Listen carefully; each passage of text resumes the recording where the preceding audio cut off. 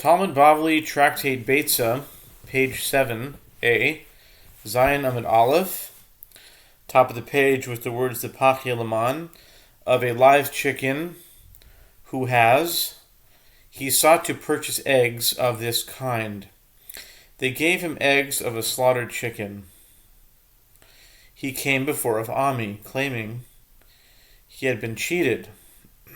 Rabbi Ami said to the sellers, "This is a mistaken transaction, and it is rescinded. The sale is void." The Gemara asks, it is obvious that the transaction is void, as he specified exactly what he wanted. The Gemara answers, the ruling is necessary lest you say that this individual wants them for food rather than for chicks. And that is what he said, that he is looking for eggs of a live chicken. He said only because they are hard-shelled, mature eggs. What is the practical difference? In other words, what is this man claiming from the seller according to this rejected interpretation? He is merely demanding to refund him the difference in value between the two types of eggs. Rabbi Ami therefore teaches us that the sale involved a fundamental error, as the eggs of a slaughtered chicken are unfit for incubation. The transaction is therefore void. The Gemara relates a similar incident. A certain person said to vendors, "Does anyone have eggs of a chicken that has had relations with a rooster?" A certain person said to vendors, Does anyone have eggs of a chicken that had relations with a rooster? Does anyone have eggs of a rooster? They gave him eggs that a hen had absorbed from the ground.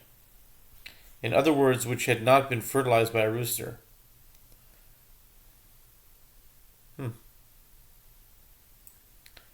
He came before Rabbi Ami claiming that he had been cheated. Rabbi Ami said to them, "This is a mistaken transaction, and it is rescinded." The Gemara asks again, it is obvious that this is the case. The Gemara explains the ruling is necessary, lest you say that this person wants the eggs for food. And that is what he said, that he wants the eggs of a rooster. He said that only because they are fatter. What is the practical difference? In other words, what is this man claiming from the seller according to this rejected interpretation? He is merely demanding that they should refund him the difference in value between the two types. Rabbi Ami therefore teaches us that this is not the case. Rather, the sale is void. The Gemara suggests another explanation of Rav's statement. And if you wish, say instead, what is the meaning of the claim an egg is fully formed upon its emergence? It means that it is fully formed with the emergence of most of it, in accordance with the statement of Rabbi Yochanan. As Rabbi Yochanan said, it is taught in a Beitzah that, in the case of an egg, most of which emerged from the chicken on a festival eve, and the egg returned inside the mother and was finally laid on the festival itself, it is permitted to eat this egg on the festival, since most of the egg had emerged before the festival began. It is considered to have been laid the day before. And some say the following explanation. What is the meaning of the expression fully formed upon its emergence? It means that it is fully formed upon the emergence of all of it. The Gemara infers, upon the emergence of all of it, yes, it is fully formed at this stage. However, if only most of it came out the day before, no, it is not considered fully formed. and this reading serves to exclude the statement of Rabbi Yochanan. In any case, Rav's statement can correspond to this statement of Rabbi Yochanan. Apropos the halachic status of eggs found inside a slaughtered chicken, the Gemara discusses the matter itself. In the case of one who slaughters a chicken and finds inside it fully formed eggs, is it permitted to eat these eggs with milk? Rabbi Yaakov says, if the eggs were still attached by sinews, it is prohibited to eat them with milk, as they are considered meat. The Gemara asks, who is the Tana who taught this halacha that the sages taught in a Beitzah?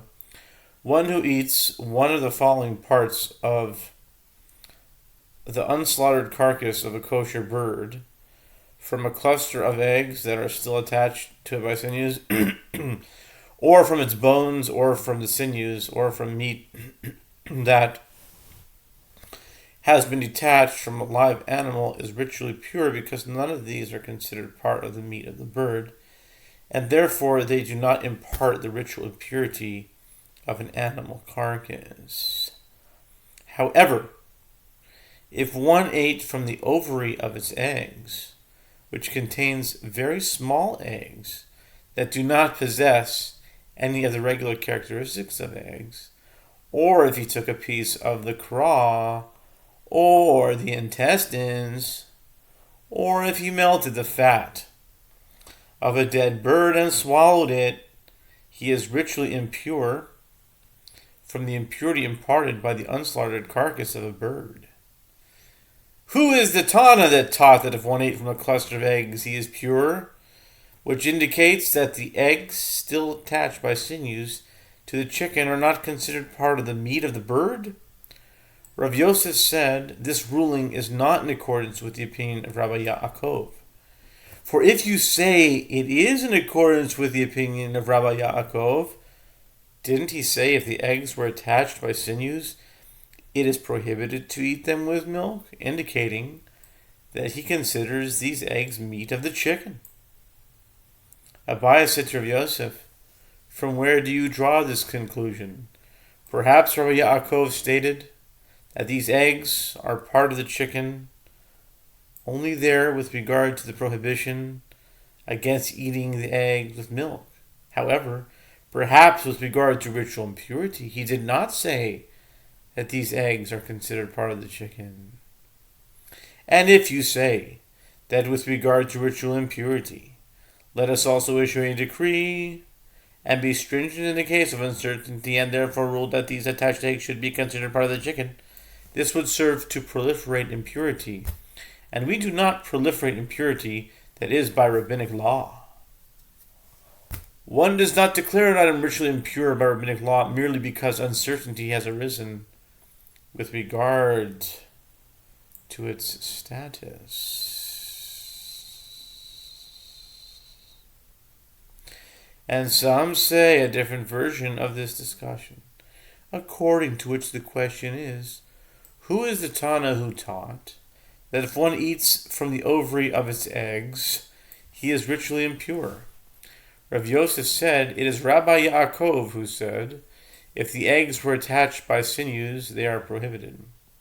Abaye said to him, from where do you know that the term ovary means from these eggs that are hanging from the ovary? Perhaps it's referring to the ovary itself, the part of the flesh of the bird where the eggs develop. And if you say it is referring to the ovary itself,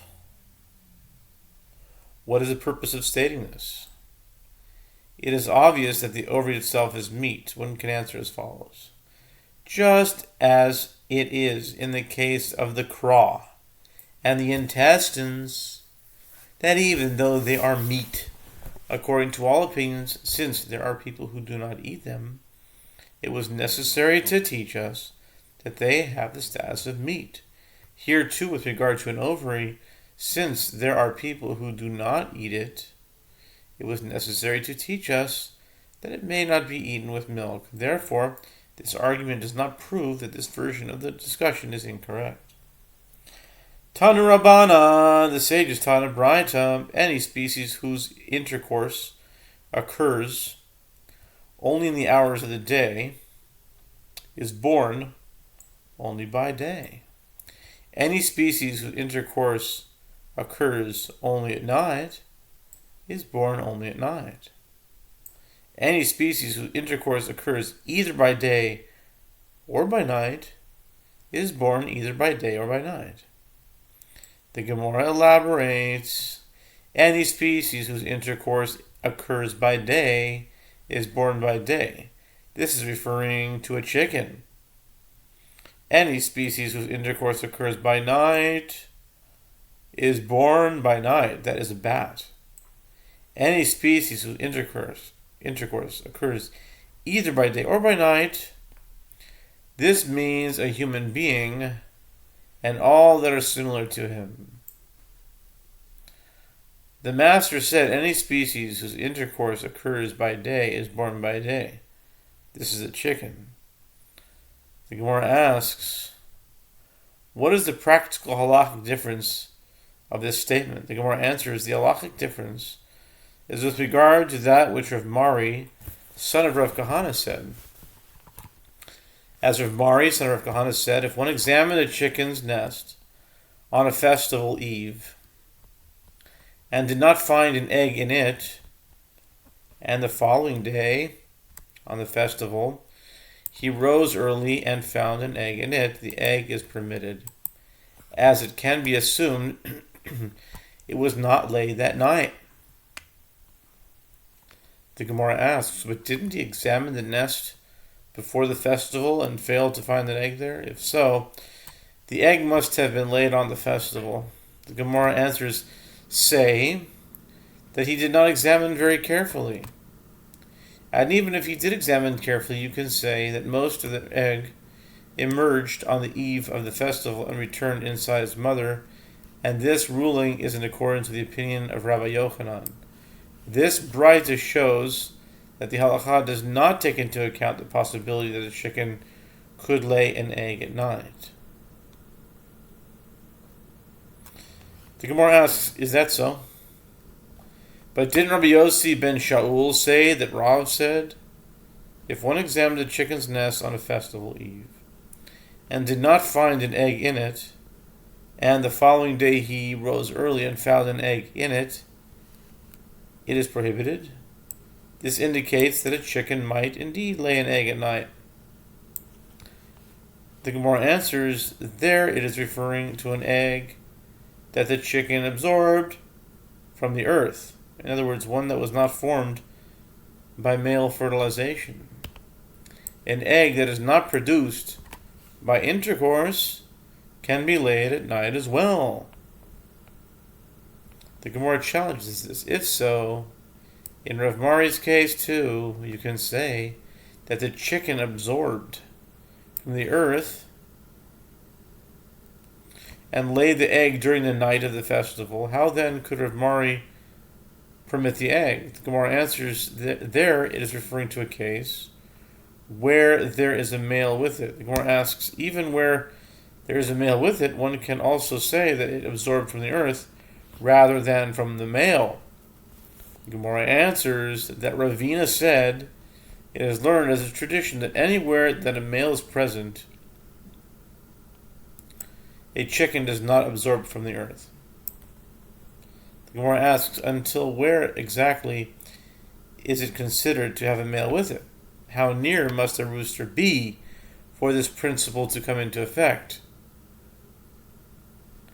Rav Gamda said, in the name of Rav, the male must be any place, now 7b, where the hen can hear its voice by day, when sounds cannot be heard as easily as at night. If the chicken is close enough to hear the rooster's call by day, the rooster is considered close enough to the chicken that the latter will produce eggs only through fertilization by the male. Interesting.